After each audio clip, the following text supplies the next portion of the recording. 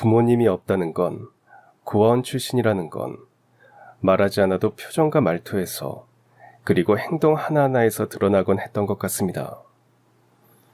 사람들이 대놓고 묻지는 않았지만 왠지 모르게 조심스러운 눈빛을 보내거나 그게 아니면 마치 가까이에서는 안 될 걸 본 듯 거리를 두곤 했죠. 그래서 저는 어릴 때부터 세상에 기대지 않는 법을 먼저 배웠어요. 도움을 청하는 대신 스스로 일어나는 연습을 해야 했습니다. 사람에게 쉽게 마음을 열지 않는 법, 선을 넘지 않는 법, 그리고 무엇보다 너무 많은 걸 바라지 않는 법. 그건 선택이 아니라 생존이었습니다. 기대하지 않으면 실망도 없고 마음을 열지 않으면 상처도 없으니까요. 그래서인지 저는 늘 어딘가 조금 비켜서 있었고 어떤 자리에서도 잠깐 머무는 느낌이 들었습니다. 누구도 나를 기다리지 않고 어디도 나를 필요로 하지 않는 듯한 세상에서 그저 하루를 무사히 넘기는 게 어느 순간부터 저에게는 삶의 목표가 되었습니다. 고아원에서 어린 시절을 보낸 저는 20살이 되자마자 자립을 해야 했습니다. 일자리를 구하는 것도 쉽지 않아 겨우 취직한 곳은 작은 동네에 있는 백반집이었습니다. 처음엔 사장님도 조심스러워하셨지만 시간이 흐르면서 점점 마음을 열어주셨고 저도 그 식당을 내 집처럼 여기게 됐습니다.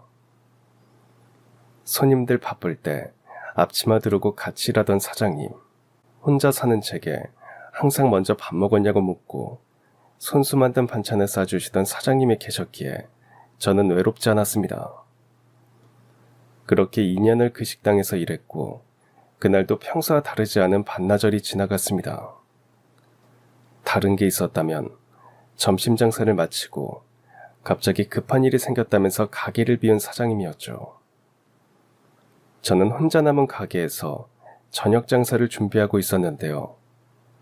몇 시간 뒤 가게 안으로 사장님이 헐레벌떡 들어오시더니 다짜고짜 제게 이렇게 물어보셨습니다. 민철아, 너 정말 고아원에서 살았던 거 맞아? 부모님 얼굴도 모르는 거 확실하고? 갑작스런 질문에 영문을 몰랐던 저는 대체 무슨 일이 있었던 건지 여쭤봤지만 사장님은 아무런 말 없이 제 손을 잡고 가게 밖으로 나가 어디론가 향했습니다. 그리고 도착한 곳에서 제 삶을 완전히 바꿔놓을 이야기의 시작이 열리게 됐습니다. 저는 아주 어릴 때부터 고아원에서 지냈습니다. 제가 살던 곳은 시골 외곽에 있는 오래된 건물이었어요. 아이들은 많았고 모든 건 늘 모자랐습니다. 그래서 형, 누나, 동생 할 것 없이 한 방에서 부대끼며 살았고 하루에도 몇 번씩 싸우고 울고 금세 화해하곤 했습니다. 그게 일상이었습니다. 어느 순간부터는 누구랑 친했는지도 무슨 이유로 울었는지도 기억나지 않을 만큼 시간이 흘렀습니다. 그때 제게 누군가 부모님은 어디 계시니 하고 묻는다면 저는 그 질문 자체를 이해하지 못했을 겁니다.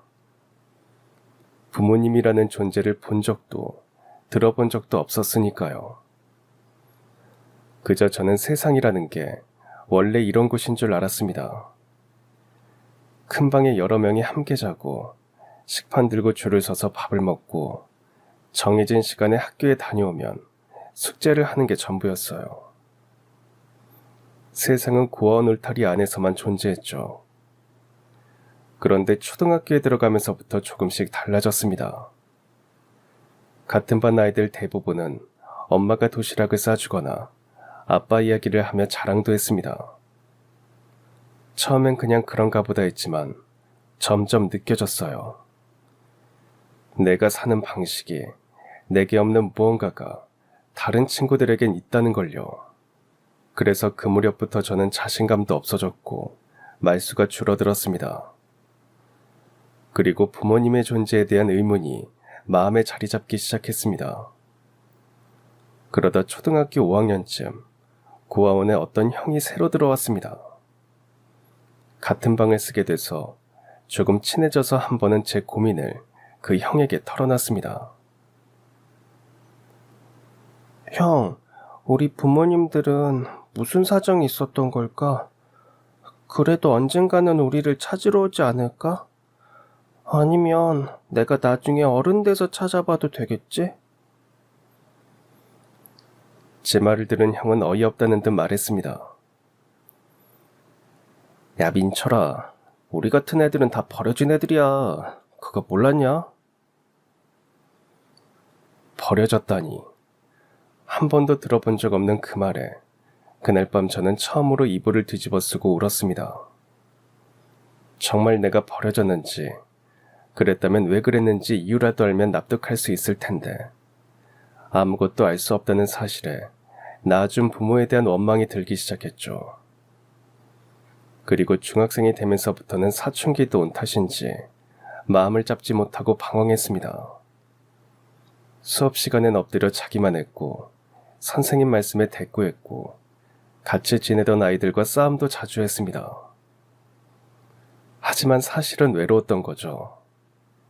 누구한테든 나 좀 봐달라는 말 대신 모난 행동으로 마음을 표현했던 거였습니다.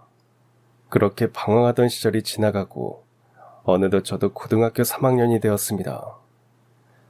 19이 됐다는 건 슬슬 자립을 준비해야 한다는 신호기도 했어요. 고원 원장님은 이것저것 절차를 알려주셨습니다. 그리고 저는 그때 처음으로 무섭다는 감정을 느꼈어요. 이제 정말 아무도 없는 세상으로 나가야 하는구나.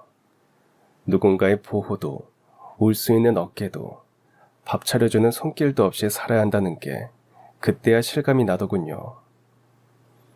공부를 잘한 것도 아니었고 딱히 기술이 있던 것도 아니었습니다. 저는 아무런 준비 없이 사회로 나가는 문 앞에 서 있었습니다.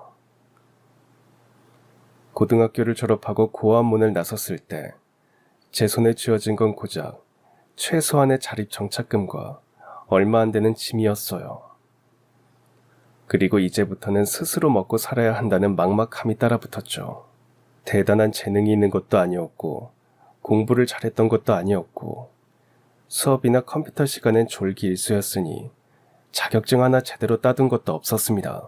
가진 것 없는 제게 세상은 너무 컸고 저는 준비가 안 된 채로 그 안에 던져진 기분이었죠. 처음에는 편의점 아르바이트부터 시작해보려 했습니다. 하지만 이제 막 상경한 티가 팍팍 나는 말투에 사람 대하는 것도 서툴다 보니 연락은커녕 면접 통과조차 힘들었어요. 그렇게 알바를 구하러 여기저기 발품을 팔던 어느 날 인력사무소 앞에서 한 남자가 말을 걸어왔습니다. 자네 일할 생각 있나? 내일부터 상하차 자리 비는데 일당으로 지급할 거야. 한 번도 해본 적 없는데 괜찮을까요? 몇 번 하다 보면 익숙해지지. 할 생각 있어, 없어? 잠시 망설였지만 선택지는 없었습니다. 일단 돈이 급했거든요. 그날 이후 저는 하루하루 몸으로 버티며 살았습니다. 물류센터 상하차, 이삿짐 나르기, 건설 현장 잡부까지 부르면 가고 시키면 다 했죠. 고된 일은 하루 이틀이 아니었고 제대로 쉬는 날도 없었습니다. 허리며 손목 무릎까지 안 아픈 데가 없었지만 병원에 갈 돈도 없으니 그저 참고 또 참았습니다. 그렇게 어느덧 2년이 흘렀고 사고는 느닷없이 찾아왔어요. 한여름이었죠. 컨테이너 창고 안 퀴퀴한 냄새와 찜통더위 속에서 혼자 물건을 정리하고 있었어요. 철제 바닥에 습기가 차 있었고 무게중심이 안 맞는 박스를 들다가 그만 중심을 잃고 그대로 뒤로 넘어졌습니다. 쿵 하는 소리와 함께 순간 숨이 탁 막히고 눈앞이 하얘졌습니다. 김군 괜찮아? 아이고 일을 어째 제대로 다친 것 같은데 지금 나랑 병원 가보자. 젊다고 그냥 넘기면 안 돼. 우리 같은 사람들은 몸이 재산인 거 몰라? 자, 부축해 줄 테니까 일어나봐. 같이 일하던 아저씨들이 달려왔고 저는 한 아저씨의 부축을 받으며 병원으로 향했고 거기서 진찰을 받았습니다. 잠시 후 대기실에서 허리를 움켜쥔 채 앉아있는데 의사가 저를 불렀습니다. 김민철 씨 검사 결과 나왔습니다. 척추염좌예요. 쉽게 말해서 허리인대랑 근육이 과도하게 늘어나 손상된 상태입니다. 허리 삐끗했다는 말 들어봤죠? 이게 그거긴 한데, 하지만 단순한 근육통이 아닙니다. 반복된 무리한 작업 탓에 누적돼 생긴 거예요. 저는 앞으로 어떻게 해야 할지 막막했습니다. 하루 벌어 하루 먹고 사는 거나 마찬가지인 상황이었거든요. 그래서 언제부터 일할 수 있는지 물어봤죠. 의사는 단호하게 말했습니다. 김민철 씨의 사정이 어떤지는 알겠지만 의사로서 제 소견을 말하자면 당분간 쉬는 게 어떨까요? 지금 허리만 문제가 아니에요. 환자분 체력 상태도 많이 떨어졌고 허리 회복에 최소 몇 주는 걸립니다. 무거운 거 드는 일은 절대 안 됩니다. 계속 무리하시면 디스크나 만성 통증으로 평생 고생할 수 있어요. 척추염좌라는 말보다 몇 주간 쉬어야 한다는 말이 더 무서웠습니다. 그때는 허리가 아니라 앞으로 살아갈 길이 끊기는 기분이었거든요. 태어날 땐 이미 병원비로 가진 돈 대부분이 나갔고 월세도 점점 밀릴 수밖에 없었어요. 하지만 당장 힘을 많이 쓰는 일을 할 수가 없어서 이번엔 몸을 덜 쓰는 일을 찾아보려 했습니다. 그때 눈에 들어온 게 24시간 운영하는 국밥집이었습니다. 홀서빙 및 주방 보조 구함, 숙식 제공. 숙식을 제공한다는 말이 솔깃해서 저는 바로 구인 광고 아래쪽에 있는 번호로 연락을 했고 다음날 면접 보러 오라는 말을 들었어요. 그리고 다음날 약속대로 국밥집으로 면접을 보러 갔습니다. 그리고 주방 쪽에서 50대 중반쯤의 남자가 제 쪽으로 다가왔습니다. 그래, 오늘 면접 보러 온다던 친구구만. 여기 앉아. 작은 식탁에 마주 앉은 뒤 그는 저를 힐끔힐끔 훑어보며 말을 꺼냈습니다. 어려 보이는데 나이가 어떻게 되냐? 이제 22살 됐습니다. 숙식 제공한다는 거 보고 왔다며. 혼자 사는 건가? 부모님은?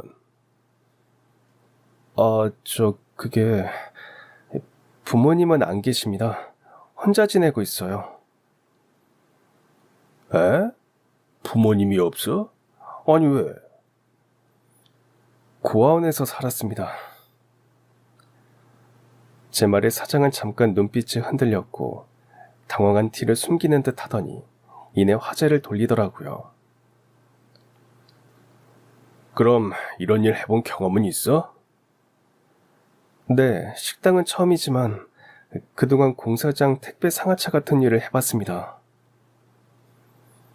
사장은 한쪽 눈썹을 치켜들며 생각에 잠긴 듯 고개를 끄덕였습니다. 일이 쉽진 않아. 새벽에도 손님이 꽤 있거든. 주방 일도 도와야 하는데 할 수 있겠어? 네, 괜찮습니다. 시키만 주시면 정말 열심히 하겠습니다. 그래, 그럼 내일부터 출근해봐. 그렇게 저는 국밥집에 취직하게 됐습니다. 다른 무엇보다 숙식을 제공해준다는 게 좋았어요. 가게 뒤편에 있는 작은 방이었지만 저에게는 충분했습니다. 국밥집에서 일한 지도 한 달쯤 지났을 무렵이었습니다. 그날은 오후 늦게 조리장님의 부탁으로 시장에 다녀오던 길이었어요. 고춧가루랑 다진 마늘, 대파 몇 단을 사고 돌아왔죠. 그런데 가게 문을 열자마자 분위기가 심상치 않았습니다. 안이 어지럽게 뒤엉켜 있었고 사장은 얼굴이 벌겋게 달아오른 채 전화를 붙들고 있었습니다. 그리고 저를 보는 순간 그는 전화를 끊고 다가와 다짜고짜 제 멱살을 움켜쥐었습니다. 김민철 너지? 네가 여기 금고에 있던 현금 가져갔지? 가게 사장이 무슨 말을 하는지 이해할 수가 없었어요. 네? 무슨 말씀이세요? 무슨 돈이요? 오늘 낮에 카운터 및 금고에 있던 돈 75만 원이 통째로 없어졌어. 가게에서 하루 종일 있는 게 넌데 네가 아니면 누가 가져가? 아니에요. 저 정말 몰라요. 금고 위치도 몰랐어요. 사장님, 저 그런 사람 아니에요. 제가 아무리 아니라고 말을 해도 사장은 이미 믿을 생각이 없어 보였습니다. 그리고 다른 직원들 역시 나몰라라 할 뿐이었어요. 처음부터 부모 없다고 하는 애를 가게에 들이는 게 아니었는데 보고 배운 게 뭐가 있겠어? 고아원 출신이라고 했을 때부터 받는 게 아니었는데 불쌍하게 생각해서 일하게 해줬더니 그 은혜를 이렇게 갚아? 너 돈 어디다 빼돌렸어? 당장 가져와! 그 말이 가슴을 콱 눌렀습니다. 단지 제가 고아원 출신이라는 이유만으로 아무 근거도 없이 절 도둑으로 몰아세웠던 겁니다. 사장님, 저 정말 억울합니다. 제가 가져간 거 아니라고요. 가져가지도 않은 돈을 어떻게 내나요? 진짜 저 아니에요. 제발 좀 믿어주세요. 됐어. 너 오늘부터 해고야. 경찰에 안 넘긴 것도 고마운 줄 알아. 짐 싸서 당장 나가. 내 가게에 너 같은 애 더는 필요 없어. 가게 안은 조용했습니다. 다른 직원들도 그저 눈치만 볼 뿐 누구 하나 제 편을 들어주는 사람은 없었습니다. 저는 바로 짐을 싸서 가게에서 쫓겨났습니다. 단지 부모가 없다는 이유로 고아원 출신이라고 의심을 받았다는 현실에 마음이 아팠어요. 그리고 앞으로도 노력해도 사람들 눈에는 그렇게밖에 보이지 않을 거라는 생각이 들었습니다. 세상은 여전히 제게 너무 잔인했습니다. 도둑이라는 딱지가 붙은 제 국밥집에서 쫓겨난 다음 날부터 무작정 일자리를 찾아 나섰습니다. 근처 식당들, 작은 분식집, 편의점까지 일손이 부족하다는 문구만 보이면 무조건 들어갔습니다. 처음엔 나쁘지 않게 받아주던 사장님들 얼굴이 제 이름을 적은 이력서를 본 순간부터 어딘가 묘하게 바뀌며 이미 사람을 구했다거나 나중에 연락을 준다는 애매한 말을 하더라고요. 이상하게 비슷한 반응이 반복됐고 며칠 뒤 알게 됐습니다. 전에 일했던 국밥집 사장이 저를 두고 일하다가 돈 훔치고 달아난 놈이라고 뒷소문을 낸 것이었습니다. 주변 상인들에게 이 소문은 빠르게 퍼졌고 저는 한순간에 정과는 없어도 정과자 같은 사람이 되어버렸습니다. 이왕 이렇게 된 거 저는 동네를 옮기기로 마음먹었습니다. 다른 곳으로 가서 가진 돈을 탈탈 털어 잠시라도 지낼 수 있는 방부터 구했어요. 그리고 이전의 나를 모르는 곳에서 다시 시작해보기로 했습니다. 그렇게 일자리를 구하러 다닌 지 일주일째 되던 날이었습니다. 이제 지갑엔 1,000원짜리 몇 장과 동전밖에 없었습니다. 며칠째 제대로 된 밥도 못 먹은 터라 속이 쓰려 견딜 수가 없었습니다. 그러다 버스 정류장 근처에 허름한 백반집 하나가 눈에 들어왔습니다. 간판엔 큼지막하게 백반 5,000원이라고 적혀 있었어요. 그 식당으로 다가가자 고소한 된장찌개와 매콤한 제육볶음 향이 풍겨왔습니다. 그 냄새에 저도 모르고 무작정 문을 열고 들어가 버렸죠. 가게 안은 그다지 크지 않았고 중년의 남자가 앞치마를 두르고 주방 쪽에서 분주하게 움직이고 있었습니다. 그는 가게 안으로 들어온 저를 발견하고 살갑게 인사를 건넸어요. 어서 와요. 편하게 앉으시고 백반 하나 드리면 될까? 테이블에 앉고 나니 그제야 걱정이 됐습니다. 지금 주머니엔 5,000원도 없는데 다짜고짜 이렇게 들어온 게 말이 안 됐죠. 지금이라도 미안하다 말하고 나가야 하나 고민하고 있을 때 사장님이 밥과 찌개, 반찬이 담긴 쟁반을 들고 나왔습니다. 밥 모자라면 저기 밥통 있으니까 편하게 더 가져다 드시면 됩니다. 반찬도 더 먹고 싶으면 말하고요. 그럼 맛있게 드세요. 음식을 보자 방금 한 생각은 모두 날아가 버렸어요. 배가 너무 고픈 나머지 젓가락 든 손을 부들부들 떨어가며 허겁지겁 음식을 입안으로 집어넣었습니다. 숨도 제대로 안 쉬고 먹었더니 목이 막혀서 기침이 나왔어요. 그 모습을 본 사장님은 물을 가져다 줬습니다. 아이고, 젊은 사람이 배가 많이 고팠나 보네. 그래도 천천히 먹어요. 그러다 체해. 누가 쫓아오는 것도 아닌데 왜 그렇게 급해요? 자, 이 물도 마시고. 사장님은 그 말을 한 뒤 다시 부엌 쪽으로 가서 재료를 다듬는 것 같았습니다. 배가 좀 채워지고 나서야 주머니를 뒤져 가진 돈을 꺼내봤더니 겨우 2,000원이 조금 넘더라고요. 그때 못된 생각을 안 해본 것도 아닙니다. 그대로 도망갈까 했지만 전에 일하던 국밥집 사장이 했던 말이 떠올랐어요. 너 고아원 출신이잖아. 부모도 없는 애가 교육이나 제대로 배웠겠어? 아휴, 그럼 그렇지. 다시는 고아원에서 살았다고 나쁜 말을 듣는 게 싫어서 저는 어떻게든 책임을 져야겠다고 마음먹었습니다. 의자에서 일어나 조심스럽게 주방 쪽으로 다가갔어요.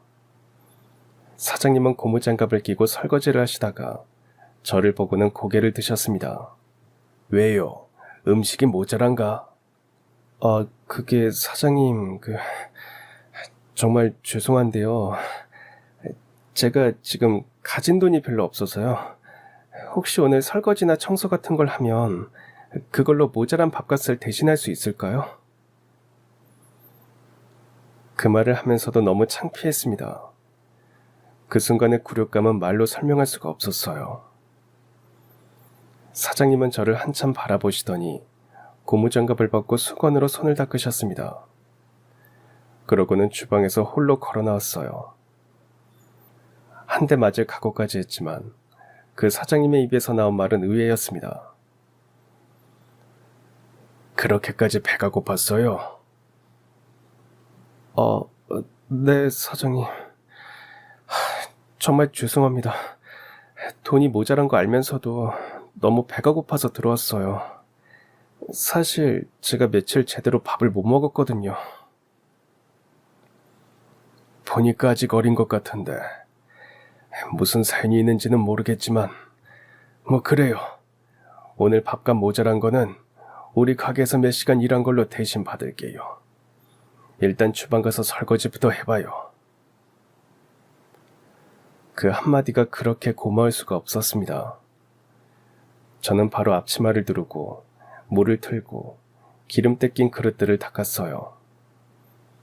그 뒤엔 주방 바닥이며 화장실까지 자청해서 청소했습니다. 사장님은 안 해도 된다고 했지만 그래야 제 마음이 편할 것 같았습니다. 손이 다 불고 어깨가 뻐근했지만 묵은 먼지를 닦은 것처럼 제 마음도 조금은 맑아지는 기분이었습니다. 청소를 마치고 홀에 앉아있는 사장님께 다가갔어요. 저기 사장님, 설거지랑 청소 다 마쳤습니다. 그리고 여기 2,000원이요.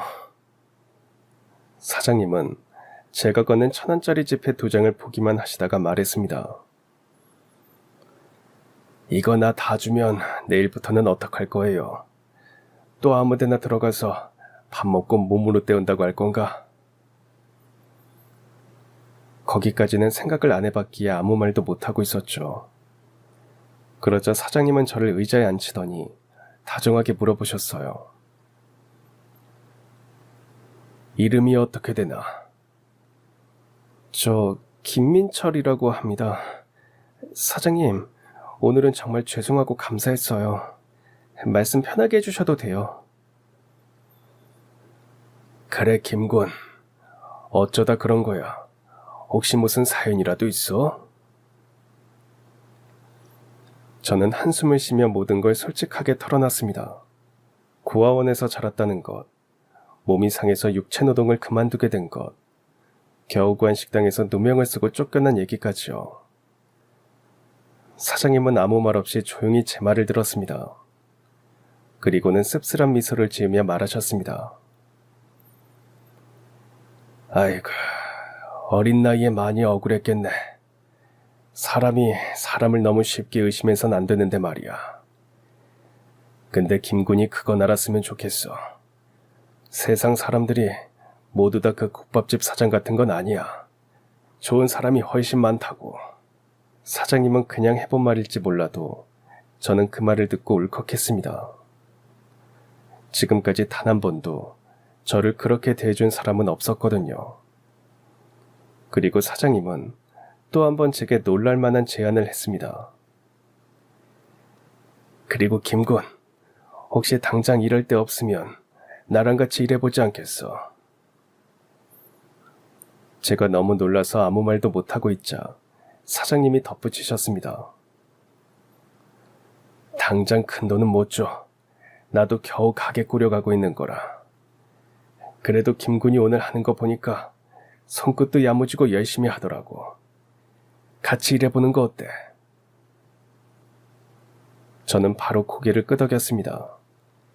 그땐 정말 어디를 가릴 처지가 아니었거든요. 다음날 아침부터 저는 그 백반집의 직원이 되었습니다. 처음엔 그저 밥벌이로 시작했지만 며칠 지나지 않아 깨달았습니다. 그 가게에는 다른 곳엔 없던 온기가 있다는 걸요.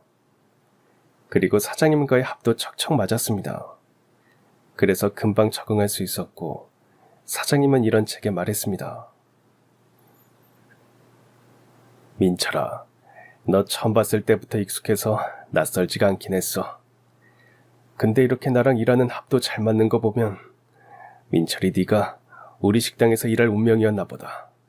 저 역시 사장님과 일하면서부터 누군가 나를 아무 조건 없이 믿어주는 게 이렇게 따뜻한 일이라는 걸 살면서 처음 알게 됐어요. 그래서 나를 사람답게 대해주는 사장님에게 저도 진심으로 대하고자 노력했습니다. 매일 새벽부터 일어나 가게 문을 열었고 시키지 않은 일도 찾아서 했어요. 고단했지만 기꺼이 버틸 수 있었습니다. 제 인생에 처음으로 생긴 따뜻한 어른이 그곳에 있었으니까요. 식당에서 일을 시작하고 몇 달이 지나자 사장님이 단지 인심 좋은 사람이라는 말로는 다 담기지 않을 만큼 따뜻한 분이라는 걸 알게 됐습니다. 가게는 흔한 백반집이었지만 항상 동네 어르신들이 끼니를 해결하러 들르곤 했습니다. 알고 보니 사장님은 혼자 사는 어르신들에게 무료로 식사를 내어드리고 있었고 식당까지 오기 어려운 분들이 있으면 가끔 배달까지도 하셨습니다. 그리고 가정 형편이 어려운 아이들에게는 무료로 밥을 주기도 했죠. 그런 모습을 보며 처음에는 이해가 잘 안 됐습니다. 그래서 한 번은 진지하게 물어봤던 적이 있어요. 사장님, 근데 이렇게 장사하면 남는 게 있어요? 왜? 민철이 네 월급 못 줄까봐 불안하냐? 아니, 그게 아니라 저는 사장님 걱정돼서 그렇죠. 제가 사장님이었으면 아끼고 모을 생각부터 했을 것 같은데 사장님은 일부러 손해를 보시는 거잖아요. 가게 수입도 넉넉치 않은데. 그러자 사장님은 웃으며 답했습니다. 그래서 내가 쉴 틈 없이 일하잖아. 내 걱정은 그만하고 이리어서 찌개랑 제육볶음이나 배워. 너도 언제까지 서빙만 하고 살 수는 없잖아. 음식 만드는 기술이라도 하나 있으면 다른 데 가도 일구하는 게 쉽지 않겠어. 자신보다 어려운 사람에게 퍼주는 사장님을 하루 이틀 보면서 저도 조금씩 변해갔습니다. 시간이 흐를수록 가게에 정이 들었고 단순히 끼니를 해결하려고 시작했던 일이었지만 어느새 음식 만드는 일에 진심으로 관심이 생겼어요. 시간이 지나면서 저도 몇 가지 반찬은 직접 만들 수 있을 정도가 됐죠. 한 번은 제가 만든 걸 드신 손님이 나가면서 이런 말도 했습니다. 오늘 나온 나물이 입맛에 딱 맞아. 어쩜 그렇게 간을 잘했어? 맛있게 먹고 갑니다. 이렇게 손님들이 맛있다고 할 때마다 뿌듯해지기도 했어요. 사장님과 같은 가게에서 일하는 건 즐거웠습니다. 배울 것도 많았죠. 하지만 한 가지 이상한 점이 있었습니다. 사장님은 1년 365일 중 거의 대부분을 가게에서 보내시는 분이셨어요. 아침 9시면 오픈 준비를 하고 밤 10시가 돼서야 가게를 마무리했고 주말도 없이 거의 일만 하셨어요. 그런데도 한 달에 한 번씩은 꼭 가게 문을 닫았습니다. 처음엔 가족 약속인가 보다 하고 넘기다가 별 설명도 없이 그러시니까 궁금한 마음이 들었죠. 정말 특별한 날인가 싶었거든요. 그래서 어느 날 여쭤봤습니다. 사장님, 쉬는 날엔 어디 다녀오세요? 무슨 날인 거예요? 사장님은 그 순간만큼은 좀 달라 보이셨습니다. 잠깐 말이 없더니 이내 무거운 목소리로 대답하셨죠. 그냥 좀 개인적인 일이 좀 있다.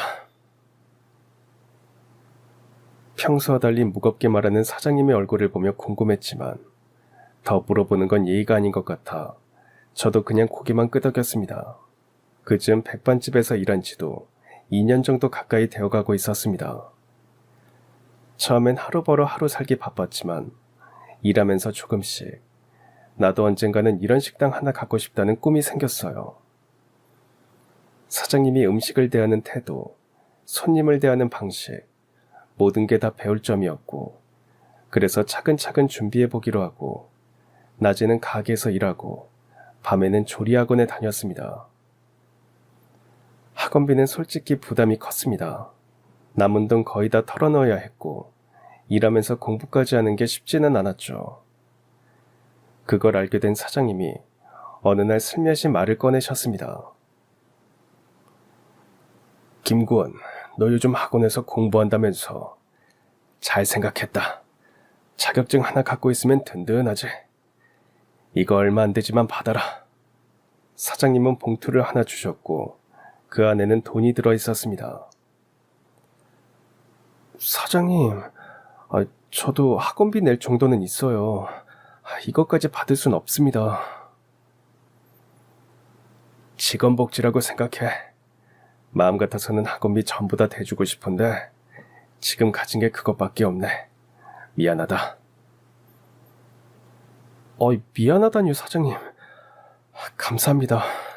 진짜 열심히 공부해서 자격증 바로 딸게요. 사장님이 선뜻 학원비를 보태준 덕분에 저는 한식조리사 자격증도 딸 수 있었습니다. 그 자격증을 들고 사장님 앞에 갔을 때 사장님은 꼭 자신의 일처럼 기뻐하며 박수를 쳐주셨습니다. 사장님이 기뻐하시는 모습을 보면서 저는 처음으로 누군가의 진심 어린 축하를 받는 기분이 뭔지 알게 됐습니다. 그러던 어느 날이었습니다. 평소처럼 점심 장사를 마치고 설거지를 하던 중이었죠. 가게에 요란스럽게 전화벨 소리가 울렸고 사장님은 그 전화를 받더니 크게 놀라셨습니다. 사장님의 목소리는 평소와 달리 다급했고 얼굴에는 어쩐지 놀람과 슬픔이 뒤섞인 표정이었습니다. 그 모습을 보고 걱정스럽게 물었습니다. 사장님, 무슨 일 있으세요? 민철아. 내가 지금 급한 일이 생겨서 나갔다 와야 할 것 같다. 혼자서 가게 보고 있을 수 있지? 네, 가게 걱정은 마세요. 근데 사장님, 정말 괜찮으신 거예요? 괜찮아. 다녀와서 얘기하자. 저녁 장사 전에는 돌아오마. 그날 저는 혼자 가게에 남아 저녁 장사 준비를 하며 급하게 나간 사장님이 돌아오기만을 기다렸습니다. 그런데 그날따라 시간이 더디게 흘렀고 마음 한켠이 이상하게 불안했죠. 그리고 저녁 무렵이 되어갈 즈음 가게 문이 쿵 하고 거칠게 열렸습니다. 사장님이 헐레벌떡 뛰어들어오셨고 얼굴이 새하얗게 질려 있었습니다. 사장님은 확실히 평소와 달랐습니다. 거칠게 숨을 몰아쉬며 제게 물었죠. 민철아, 너 정말 고아원에서 자란 거 맞아? 부모님 없는 것도 사실이야? 가족에 대한 기억이 하나도 없어? 사장님은 제가 답할 틈도 주지 않고 계속 묻기만 했습니다. 사장님 왜 그러세요? 대체 밖에서 무슨 일이 있으셨던 거예요? 민철아, 너 정말 고아가 맞니? 네, 저는 부모님에 대한 기억도 없고요. 어릴 때부터 고아원에서 쭉 자랐어요. 이름 외에는 아무 정보도 없다고 들었고요. 사장님은 그 말을 들은 뒤 몇 초간 저를 멍하니 바라보더니 이내 제 손을 꼭 붙잡았습니다. 민철아, 따라와. 지금 당장 같이 가야 할 곳이 있어. 사장님은 제 말이 끝나기도 전에 제 손을 붙들고 어디론가 데려갔습니다. 그 손은 단단했지만 떨리고 있었습니다. 저는 무슨 일인지 알 수 없었지만 사장님의 진지한 표정에 더는 아무 말도 할 수 없었어요. 그렇게 도착한 곳은 가게와는 전혀 다른 분위기의 오래된 주택이었습니다. 사장님, 여기가 어디예요? 설명이라도 해주셔야죠. 여긴 내 집이야. 일단 들어가자. 현관문을 열고 집 안으로 들어가자 오래된 듯 했지만 말끔하게 정리된 거실이 나왔습니다. 한쪽 벽에는 오래된 책장이 있었는데 그 위에는 흑백 사진이 들어있는 액자 몇 개가 가지런히 놓여 있었어요. 사장님은 저를 소파에 앉히고 거실 테이블 위에 놓인 작은 가방을 열었습니다. 그리고 그 안에서 한 장의 사진을 꺼내 제게 건넸습니다. 사진 속엔 앞니가 빠진 채 해맑게 웃고 있는 단발머리 여자아이가 있었습니다. 어딘지 모르게 익숙한 느낌이 들었지만 누구인지 짐작가는 건 없었어요. 그 아이가 내 여동생이란다. 내 동생 박정아. 그 말에 저는 당황했습니다. 사장님께는 형제자매가 없는 걸로 알고 있었고 부모님도 모두 돌아가셨다고 들었기 때문입니다. 사장님 여동생이 있으셨어요? 전에 가족 없다고 하지 않으셨어요? 사장님은 한숨을 길게 내쉰 뒤 사진을 한참 들여다보다가 입을 열었습니다. 맞아. 부모님은 내가 20살 되기 전에 돌아가셨고 그 뒤론 누구에게도 이 이야기를 한 적이 없어. 그 아이는 내가 10살 때 잃어버린 내 여동생이다. 그렇게 사장님은 오래도록 묻어두었던 자신의 아픈 이야기를 꺼내기 시작했습니다. 사장님이 10살이던 해 여동생은 5살이었다고 했습니다. 부모님이 밭일을 나가시면 어린 여동생을 돌보는 건 늘 오빠인 사장님의 몫이었죠. 하지만 아이였던 사장님에게는 그 역할이 부담스럽고 귀찮게 느껴졌다고 했습니다.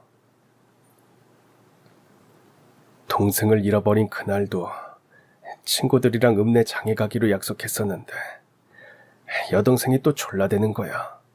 자기도 데려가 달라고. 그래서 어쩔 수 없이 동생도 같이 가게 됐어. 사장님은 떼쓰는 동생의 손을 잡고 읍내 장터에 갔습니다. 5일장이라서 사람들은 북적였고 어린아이들의 눈은 휘둥그레졌죠. 사장님은 어린 동생에게 신신당부했습니다. 박정아, 너 오빠 잃어버리면 안 돼. 내 손 꼭 잡고 따라다녀야 해. 여동생은 알겠다며 고개를 끄덕였습니다. 하지만 잠깐 떡볶이를 먹는 사이 동생이 사라지고 말았습니다. 처음엔 단순히 동생이 장난을 치는 줄 알았다고 했습니다. 늘 그래왔듯이 숨바꼭질하듯 어딘가 숨어있다가 깔깔거리며 튀어나올 줄 알았던 거죠. 시장 바닥을 이리저리 헤매며 동생의 이름을 외쳤지만 대답이 없자 점점 불안이 밀려들었습니다.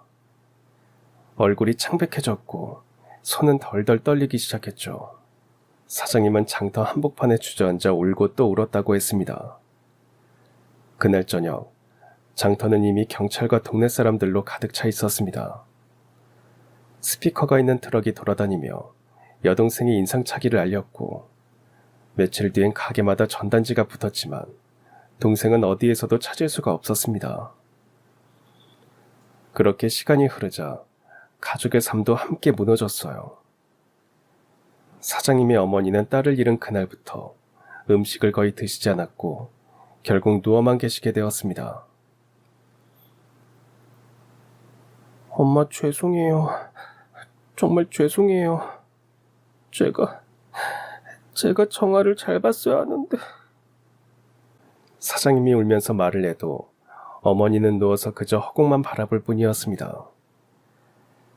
아버지는 매일같이 읍내와 인근 마을을 누비며 전봇대에 전단을 붙이고 경찰서를 드나들며 수소문했지만 돌아오는 건 침묵뿐이었죠.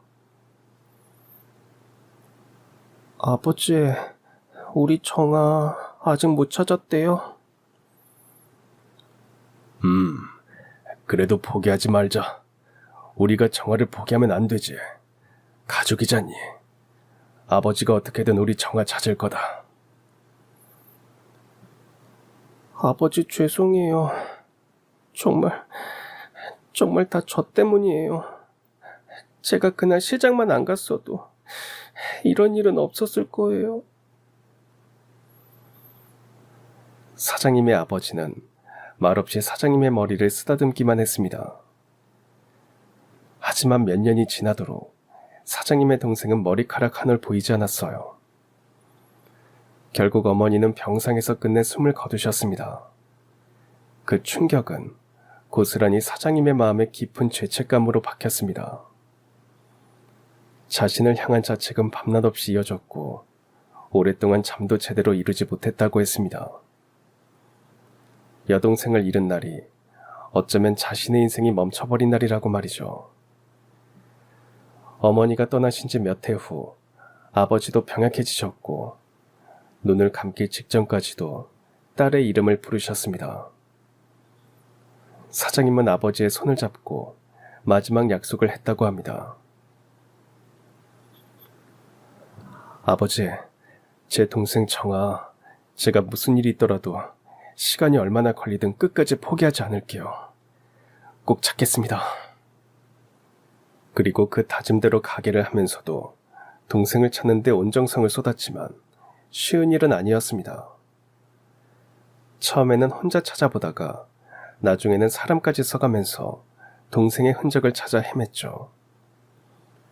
가게 문을 한 달에 한 번씩 닫은 것도 전국에 흩어진 고아원과 보호시설, 입양 기록을 따라다니며 확인하기 위해서였습니다.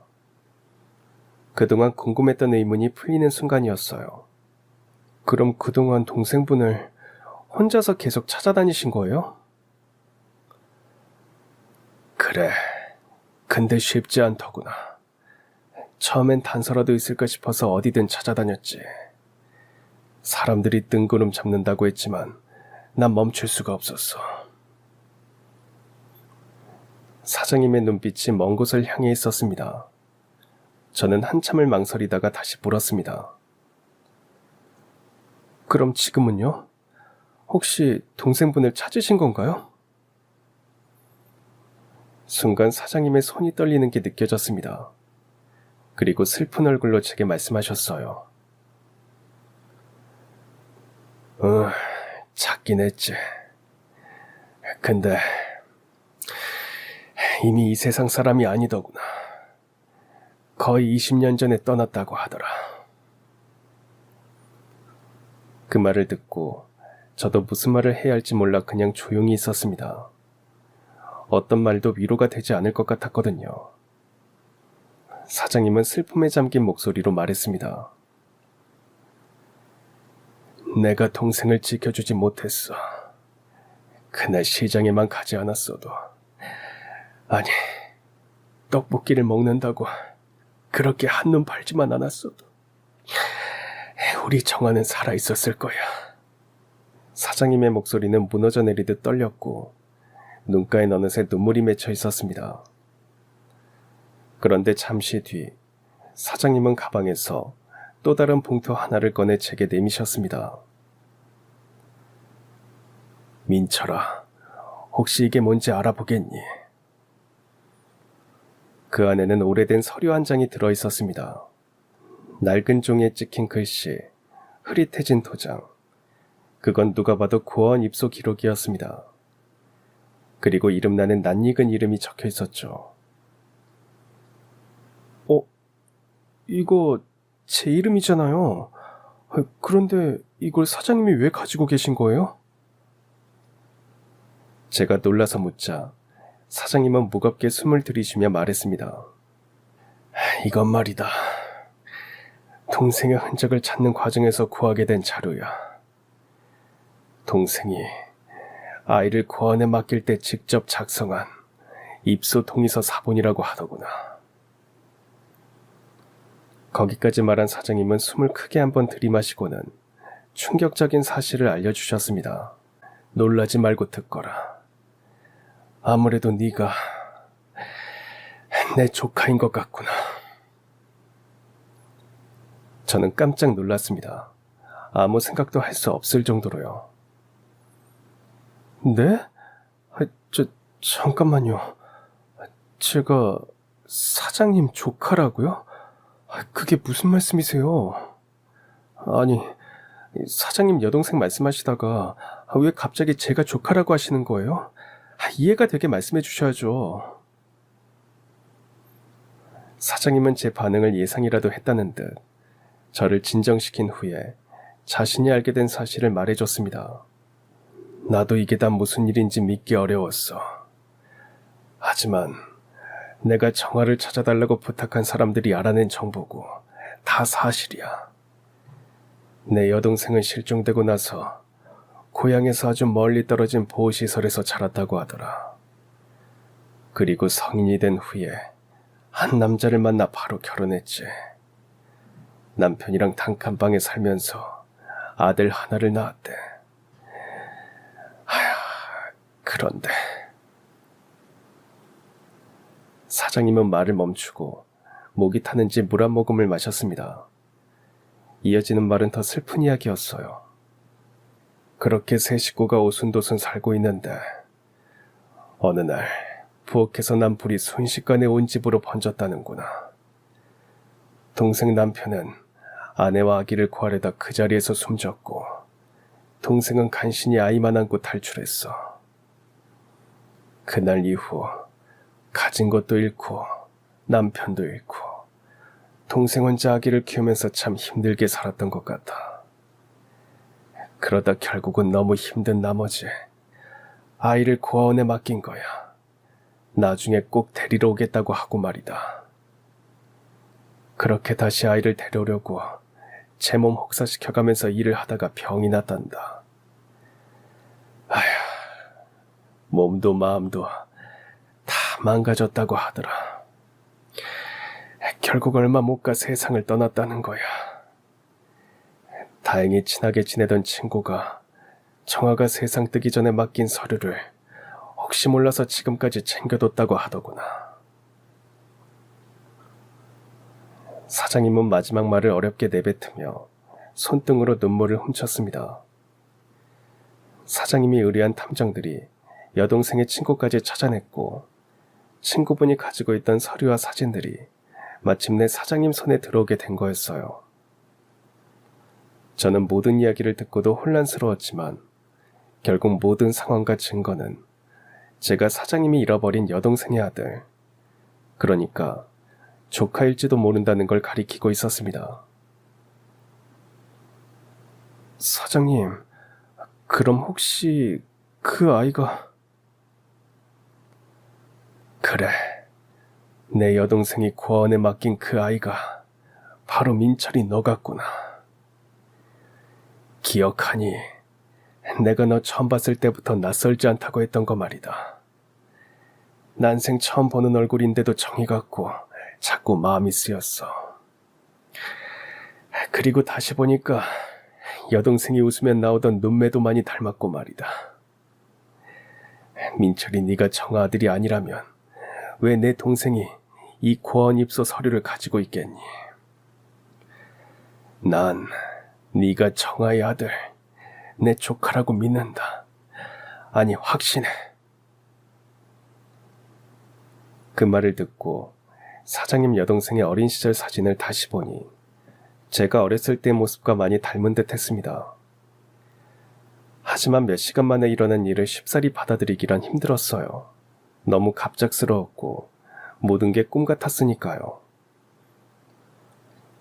저기 사장님, 그래도 혹시 모르잖아요. 저처럼 생긴 아이가 또 있을 수도 있고, 기록이 잘못됐을 수도 있고요.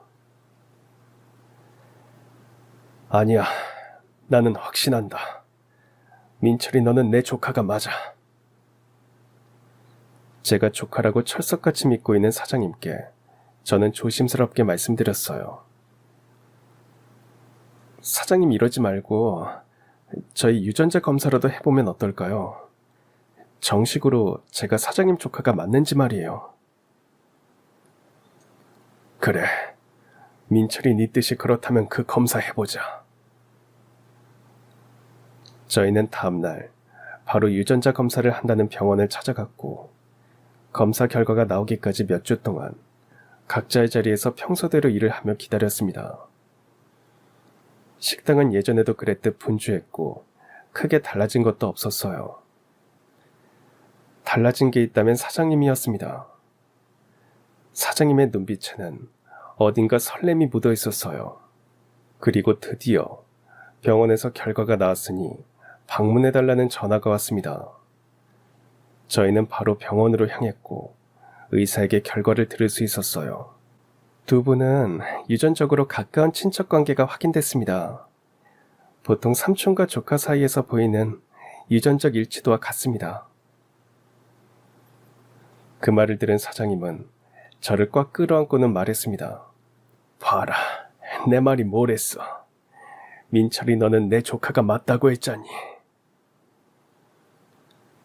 저 역시 결과를 듣고는 가슴 깊숙한 곳에서 설명할 수 없는 감정이 올라오는 걸 느꼈어요.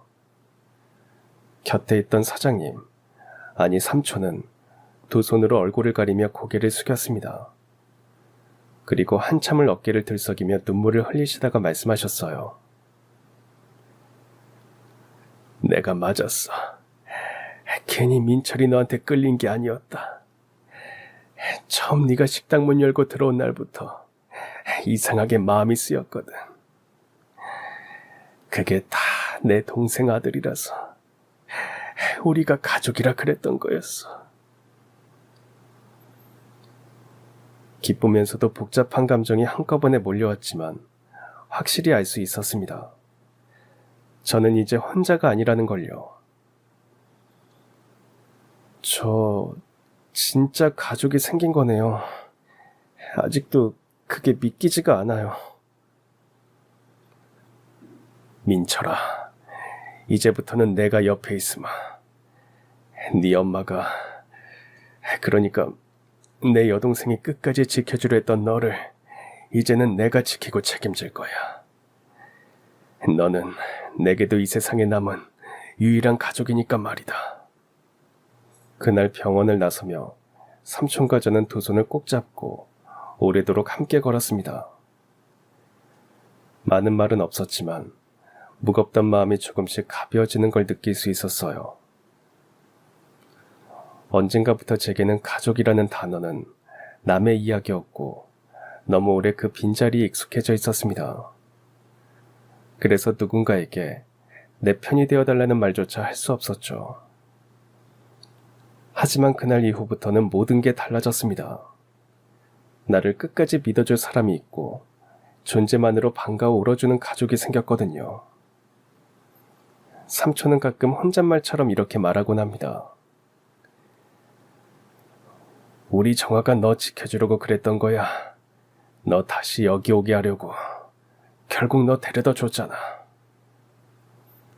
저는 고개를 끄덕이며 대답하곤 합니다. 네 삼촌, 저도 그렇게 믿어요. 엄마가 날 여기로 데려다 준 거라고요.